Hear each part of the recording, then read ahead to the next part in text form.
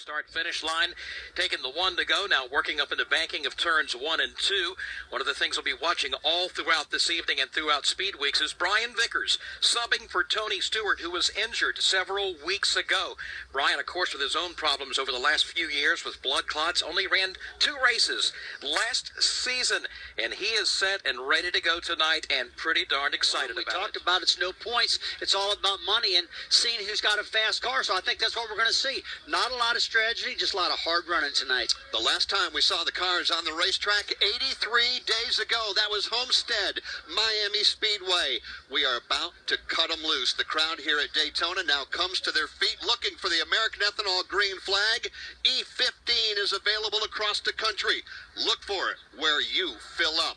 For the start here tonight of the NASCAR Sprint Unlimited, MRN Radio's Joe Moore. Getting them underway as the American Ethanol green flag is displayed, and the 2016 season is underway with the start of the Sprint Unlimited. Jimmy Johnson, Brad Keselowski, they lead the field for the first time into turn 1. Brad Keselowski up by about a fender in that outside lane, but back comes Jimmy Johnson to the bottom of the racetrack. Johnson will surge to the lead midway in the banking, but now Keselowski begins to wind it up. He goes topside, big run off the top of turn 2. Brad Keselowski by half a length. Behind them, Kyle Larson started at the bottom, went to the top, jumped in line right behind Brad Keselowski, gives him drafting help. That'll take Brad to the lead. Larson will go to second, and now behind them, side by side for third. Retaining wall so hard in that 14 car, and it had to ring its bell a little bit. Brian Vickers I'm talking about. Under caution for the second time this evening at lap 24 in the Sprint Unlimited. The cars of Greg Biffle, Clint Boyer, Dale Earnhardt Jr., A.J. Allmendinger, Kurt Busch, and Kevin Harvick, all getting a piece of the incident there going off into the corner. A number of them have been on pit road already. One in the garage, that is Kevin Harvick. Meanwhile, Steve Post, here comes everybody else, including Jimmy Johnson. Yes, Jimmy has the very first pit box off turn number 4. Minor chassis adjustment on the Lowe's Chevrolet. Going to be fuel only for Jimmy Johnson. Fuel only, no tires. Danica Patrick is in. Right side tires on her car. Chassis adjustment for Paul Menard. Here's Eric Almirola getting pit service. Good quick pit service for Carl Edwards as well. Winston Kelly as well. Got him back out on the racetrack. Steve Post? Yeah, down here, actually. We've snuck back in the garage area. Kevin Harvick down here. Kevin, a beaten, battered Busch Chevrolet. What did you see out there? What happened on the track?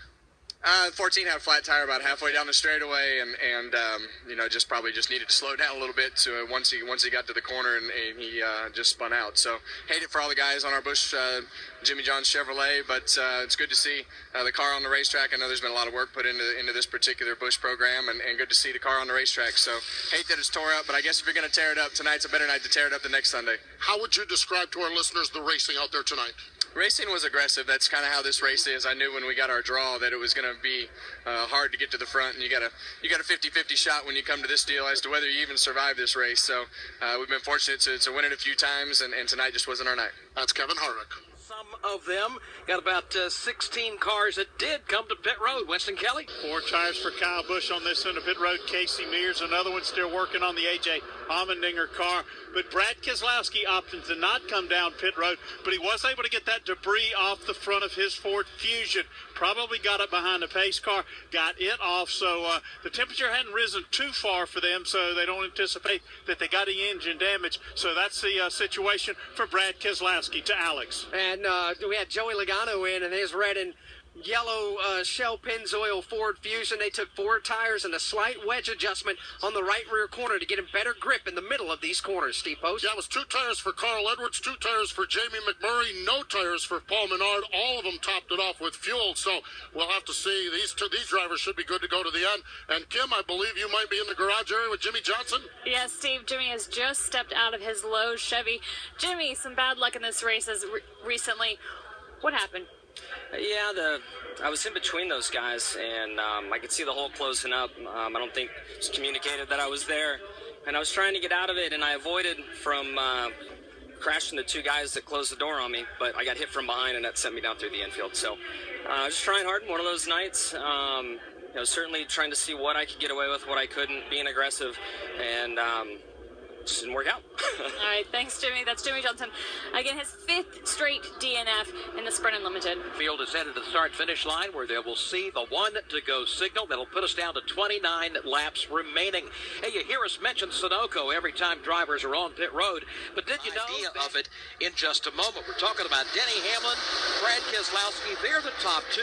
Matt Kenseth is 3rd. Kyle Larson in 4th. Kurt Busch is up to 5th now. Casey Mears is 6th. Casey Kane 7th. Eric Almirola 8th. Jamie McMurray 9th. And 10th. Kyle Busch. And we are down to the final 19 laps from Daytona International Speedway. This is the Motor Racing. Our new partners, Stofers and Lean Cuisine out there, and thought if we get to the end, you never know what happened. Very good. Thanks, AJ. AJ Allmendinger out of the race early, but still in very good spirits down here. So, Rusty, a couple of those guys we were talking about worried about running out of fuel. Now with these additional caution flags, I guess that'll make the difference. Yeah, I think it will make the difference. I do think that the 11 car now and the 2 car Brad Keselowski, Denny Hamlin, the 11 I'm talking about, I believe they can make it for fuel. They got the option of turning the engine off and coasting and firing it back up and continuing to do that as they're out there running. So it's still a long way to go, in my opinion, to make it on fuel. But look, if they already committed that they were going to stay out and try to make it, this has got to help them big time. Got to be at least a couple more laps under the caution flag, and right now we are down to 17 laps remaining. It's Kurt Busch and Casey Mears on row 3, Eric Almirola, Kyle Busch, row 4, row 5, Carl Edwards, and Jamie McMurray. American Ethanol green flag goes back in the air with 14 laps to go. Hold on, this is going to get good. Hamlin on the inside, Brad Keselowski on the outside. Advantage Hamlin as they sprint their way toward the 31-degree banking. As a matter of fact, Kenseth is going to follow his tracks to the inside of Brad Keselowski. Hamlin away by 3 car lengths. Then it's side by side. Kenseth down low. Keselowski on the inside of the racetrack. We're not seeing a caution flag wave as of yet. Now it comes out. Caution will be displayed just 9 laps from the finish as this tremendous race for the lead comes back to the line. Denny Hamlin, Carl Edwards, Joey Logano, Brad Keselowski, Casey Mears still in the mix there along with Matt Kenseth. So we'll take a break, come back. The final 8 laps on deck from Daytona. Start-finish line. We will race into turn 1, off of turn 2, and if we make it, if the leader makes it to that white line, that is considered the final attempt. They're going to go ahead and race. There won't be a green-white checker after that. Although, if we do have a wreck in turn 1 or turn 2 or anywhere else, before the leader gets to that white line in the back, we're going to re-rack them and try it again. And, of course, they'll continue to race if at all possible. If there is a crash after they pass that line, after the leader passes that line, the field will be frozen, just like it was last year, by the most recent loop they pass on the racetrack. Now, the mark on the back straightaway will be basically the same at every racetrack, at every oval. On road courses, they're still working on that one because it is a bit of a complicating factor here. But the plan, again, basically the only thing has changed is where the mark is, which determines that it is a successful attempt at the restart. Now, one key thing I think a lot of race fans will be asking, how many times are you going to try to make that attempt if there's a wreck before we get to the white line in the back straightaway? They're going to keep trying until they get past that line. It's not 1 time or 2 times or whatever. It's how many times it takes to get the field past the white line in the back straightaway to continue this race. So that's something that's big time different. A lot of talk about that. We might even see this thing tonight because, in my opinion, this race is really getting ready to get wild right now. We only got a handful of laps to go, 7 laps to go, and I'm telling you what, these drivers are jacked up. They want that money. I've been in that car. I know what they're feeling. Will we go the advertised distance and see the checkered flag, or will we take this thing into overtime? We are about to find out. Coming back to take the American Ethanol green flag. There will be 6 laps remaining. Up front for the restart, teammates Denny Hamlin and Carl Edwards. Row 2, teammates Joey Logano and Brad Keselowski. Then it's Matt Kenseth, Casey Mears, Jamie McMurray, and Kyle Busch. 6 laps to go. American Ethanol green in the air and battling for the second spot. behind Denny Hamlin. Then comes Carl Edwards, Brad Keselowski, side by side as well. Down to 4 to go. Challenge is on in the outside lane, and it is for the lead. Joey Logano trying to rally the troops upstairs, looking for drafting help from his teammate. Can't make it stick up high. Hamlin and Kenseth to the inside. Now Logano will lead the outside line. He's got Keselowski right behind him. Here's Hamlin, the leader.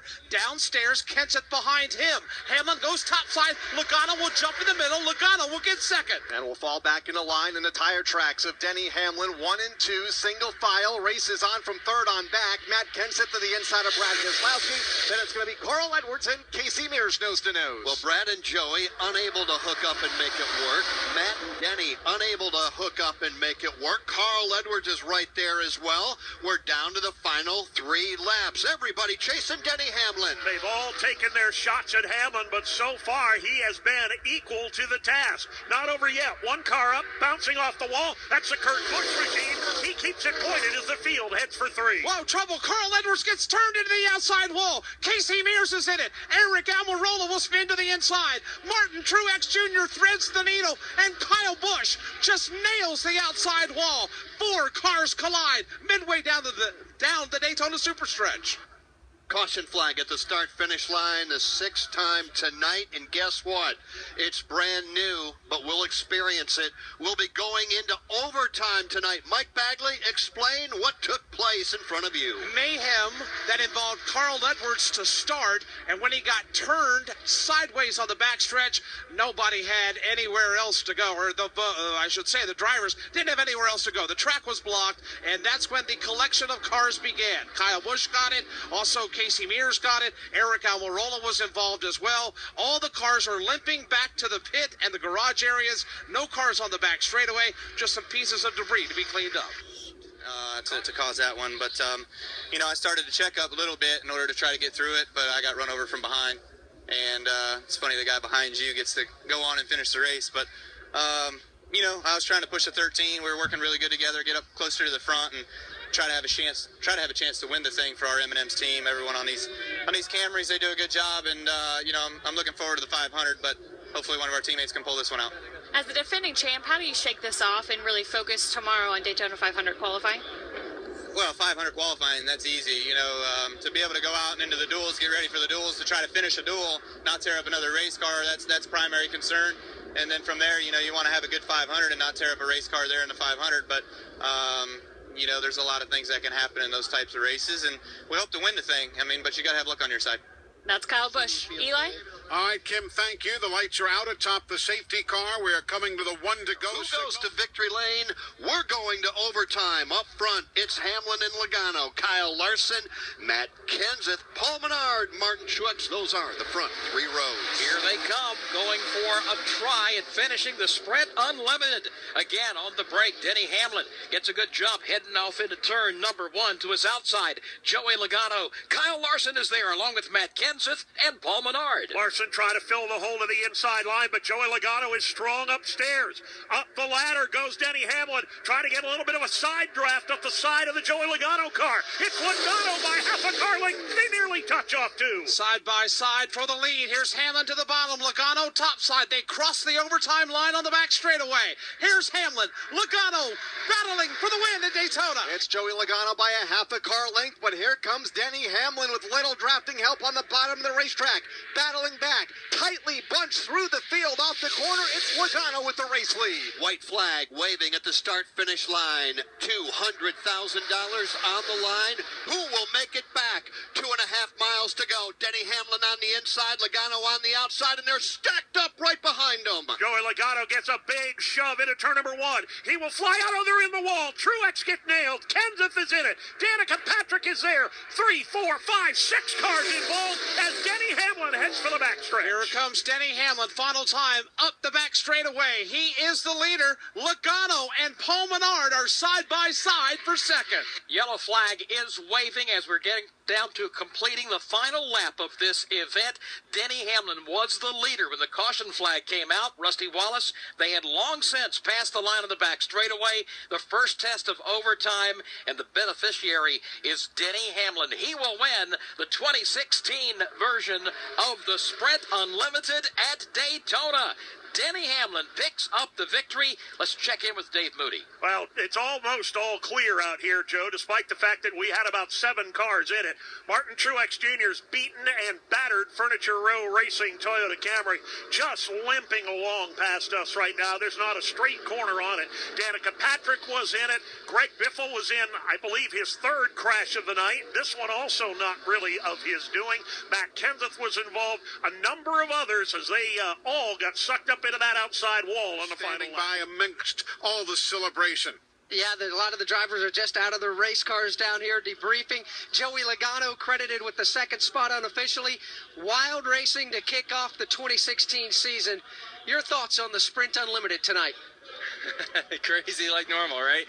It was, man, what a great race. Had a great show, Pennzoil Ford. We kept working our way towards the back. It's hard for us to get that lead, and had a decent start. 20 was pushing me well, and just trying to get the right push. I had a 42 behind me. Larson and I worked really well together all day, and I got him there at the end, right behind me, and then I don't know what started to crash there at the end, but dang, we were so close, just still next to the 11 until they started crashing there. But overall, good start for a weekend. Proud of what we've done, and just want to get out there for the 500 now and try to get a big trophy. That's Joey Logano. He is the Daytona 500 defending champion. Steve Post. Got Kyle Larson down here leading up against the Target Chevrolet, debriefing with his new crew chief, Chad Johnston, down here. And Kyle, what types of things did you learn in your unofficial 4th place run here tonight? I learned I had a lot of luck this race. I missed probably 4 or 5. Nah, probably not that many wrecks, but definitely 3 or 4 really close wrecks there, and hopefully I didn't use up all my luck before next Sunday, but happy with the solid finish there. I felt like we ran towards the front of the pack there most of the race, and it was nice to get familiar with how Chad talks on the radio, get familiar again with my spotter Derek Nealand. It was just a fun race. Glad I was able to miss some wrecks. It normally feels like I'm in every one of them here, so like I said, hopefully though I didn't use up my luck next week and get this Target Chevy in victory lane. A lot of lessons learned here for Kyle Larson. Alex? 3rd place run for Paul Menard. Fantastic drive for you. Was it as wild from the driver's seat as it was for all of us watching this thing? Yeah, it was a lot of fun. We struggled with speed by ourselves, but the car just drafted really well yesterday and again today, and picked some wrong lanes and then picked some right lanes, and at the end the middle worked pretty good and made some runs. But wild race, a lot of fun. How difficult was it to pass? If you had room, you could really get a run and shoot a gap. But a lot of times you're just blocked in and you're just going to go anywhere. So try to make room. Kyle was really good at making an extra lane in the middle, and I kind of followed him up there for a little bit. You can get really good runs. It's just what to do with it. Paul Menard comes home tonight in the 3rd spot. Steve Post has our 5th place finisher. Yeah, indeed. Standing out here talking to Casey Mears. And Casey, you were just telling me maybe a little bit of a what-if. Pretty good run at the end of the race? Yeah, it's obviously I think everybody's got what ifs after the end of this race. It was pretty crazy, but it was fun. It feels really good to be back at Daytona and back in a car again. The off season, our season is short, but at the same time, you're really looking forward to getting back in the car. So fortunately, we came out fairly okay. We got in that one crash that caused that last caution, and the guys beat the splitter up real good, and we were able to rebound and have a good finish. So proud of everybody. It was a good starter race, and now we're getting ready for 500. We've talked about you guys, the little team that's growing, the little team that could, just getting a top 5 finish here tonight. How important is that for you guys getting into Speed Weeks and coming out of here unscathed? Just getting through the whole race and going through the motions again is important. With no testing, the last time a lot of us were in the car was at Homestead. So it was great to just get a race under our belt. Guys got over the wall. To have a solid finish, it's good. And just real proud of everybody. We keep growing, and it keeps getting stronger. And Geico's been a great sponsor and stuck with us, and they've seen the growth as well. So it's a lot of fun. Indeed it is. Hey, they're having some fun down here. They've got a picture. Booty Barker's just snapping pictures of all the guys with the dinged up, scuffed up Geico Chevrolet down here. They're pretty happy with this 5th place run here, and that's Casey Mears. Let's go back to Alex Hayden. Yeah, Brad Keselowski was with Denny Hamlin. Let's eavesdrop on what went on his radio as he took the checkered flag. All right, boys. How about that, Wheels? 1 for 1, baby. Bad enough, Nelson. I like it. course, talking to Wheels, that being the new crew chief, as we just talked about, Mike Wheeler, who replaced Dave Rogers as the crew chief, and Wheeler was longtime team engineer there. Meanwhile, we go to Gatorade Victory Lane and hear directly from our race winner, Denny Hamlin. Winston? Tell you what, if anybody earned a victory, it was Denny Hamlin this time. Let's start with you describing those last couple of laps in that restart. Yeah, it was such a dilemma for me to figure out what lane to start in. I'd gotten good pushes from Matt all night long, and I hated leaving him in that top line, but I just felt like I'd had success on the bottom all night, and I just didn't want to leave that for that final restart. And like I said, this was a team win. I mean, without the guys, my teammates committing to my rear bumper there at the end of the race, it wouldn't be possible. So, we win as one, and this is definitely a team win for Joe Gibbs Racing. There are several guys that threw everything at you but the kitchen sink, especially Brad Keselowski. What was the difference that enabled you to stay out front? I mean, it's a leader-driven race. I mean, when you're working your mirrors and working the pack behind you, sometimes you can't do anything about it. They come with such a head of a steam that you can't block both lanes. But I just felt like I always put myself in the right lane to recover once I did get past for the lead, and that kind of was able to allow us to stay up front. Last in on lap 22, Mike Wheeler leaves you out. How close was it on fuel? Did you ever have any indication you might be out? Well, we were very close on fuel. I mean, we drove it in, which is a good sign for our fuel mileage for this Toyota. But we had a plan all along to come in and pit on lap 22, and it just so happened a caution came out right as we came on pit road. So it was part of our plan. It just it all worked out in our favor. And you had some damage early on. What was that like? What happened, and what did the guys tell you about it? Yeah, it looked like the 16 cut a tire or something out of the ordinary because his car just broke loose at the wrong time, and we got into him. So, but proud of this FedEx Express team. I mean, to get back with these pit guys and this A-team guys and Mike Wheeler, it's a good start to the season. Three-time winner in this event. Go enjoy another one. Thank you. Qualifying for the Daytona 500. We'll detail that. We'll give you a complete rundown from tonight's Sprint Unlimited, and we'll put a bow on this evening's activities as we continue from the World Center of Racing right after this.